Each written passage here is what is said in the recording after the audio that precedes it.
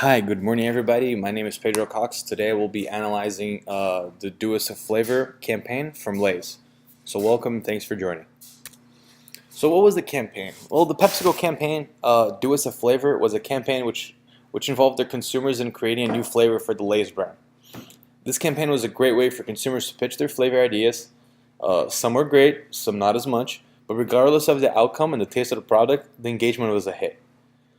Consumers around the country were submitting their flavors for a chance to win $1 million.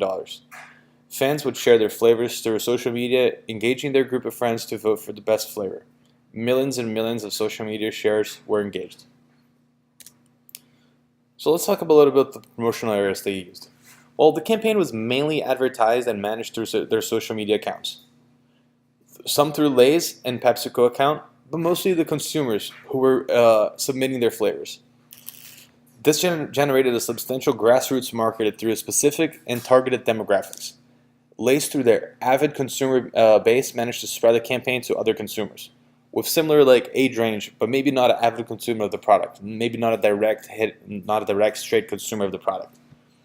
This social media engagement segment of the campaign works very, very similar like a virus, as it just keeps spreading and spreading. Once it's out there, it takes a lot to bring it down.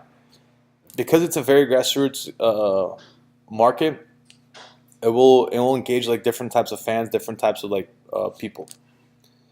The other promotional area that worked well was the street activation. Not only did the campaign take place in the social media world, but it also became a real life experience, something that the fans could actually touch and do themselves. Lay's developed several different activations in different cities around the country for it. Making this way the engagement, the experience, they actually took life. It went from being something that was simply being on the web kind of thing to something you can actually participate, experience, have your hands on yourself.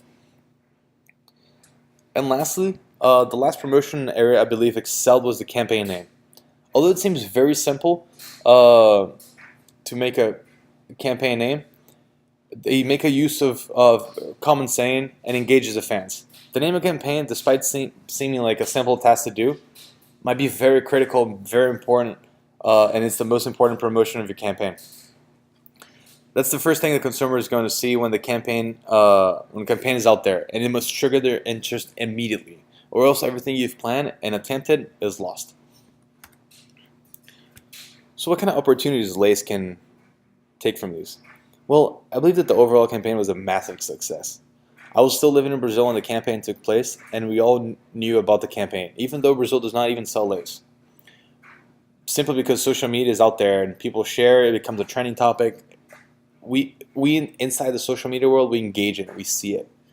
So one opportunity to think PepsiCo might want to pursue in a similar campaign in the future could be making the campaign different markets and segments from each other, different from each other.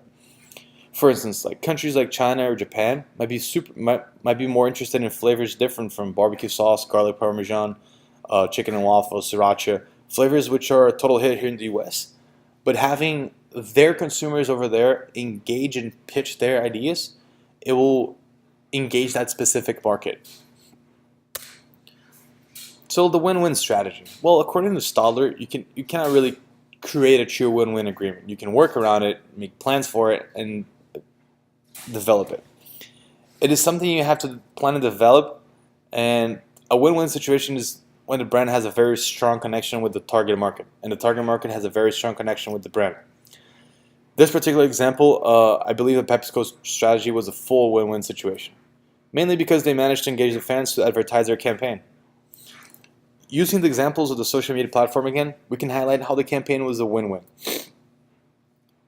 The consumer had the opportunity to both suggest a new flavor to the brand, making them participate, engage, and feel like they're part of the brand, and still enter a chance to win $1 million. So this engaged three types of fans: the avid consumer who wants their flavor made and is still going to buy Lay's regardless; to consumer who might not buy Lay's a lot, but he still wants to make $1 million. And the third one is a consumer who wants it all. He wants both his flavor made, he wants to buy Lay's, and he wants the $1 million. So what's the vision for it? How can PepsiCo move on and make a new hit of a campaign with their Lay's brand? Well, there are multiple answers for this question, but I believe that what they should do right now is potentially penetrate other markets and make different countries pitch their flavor ideas with the vision of their population. And also, Lay's can use this tactic to penetrate a different market.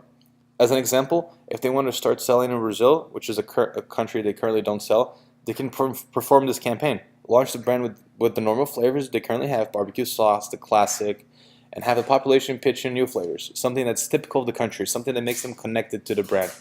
And like a flavor that makes the people from the country feel connected to the brand and make them potentially want to buy more and more.